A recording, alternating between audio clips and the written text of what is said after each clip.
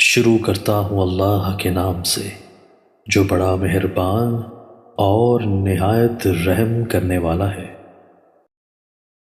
حضرت عائشہ رضی اللہ تعالی عنہا سے مروی ہے کہ رسول اللہ صلی اللہ علیہ وآلہ وسلم نے فرمایا، تم میں سے کسی شخص کے پاس شیطان آتا ہے اور کہتا ہے، تمہیں کس نے پیدا کیا؟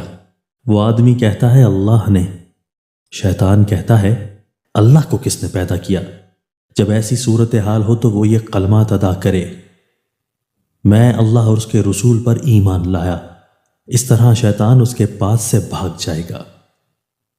سیدنا ابو امامہ رضی اللہ تعالیٰ عنہ بیان کرتے ہیں کہ ایک آدمی نے نبی کریم صلی اللہ علیہ وآلہ وسلم سے یہ سوال کیا، گناہ کیا ہے؟ آپ صلی اللہ علیہ وآلہ وسلم نے فرمایا، جب کوئی چیز تیرے دل میں کھٹکنے لگے تو اسے چھوڑ دے۔ اس نے کہا، ایمان کیا ہے؟ آپ صلی اللہ علیہ وآلہ وسلم نے فرمایا، جب تیری برائی تجھے بری لگے اور تیری نیکی تجھے خوش کر دے تو مومن ہوگا۔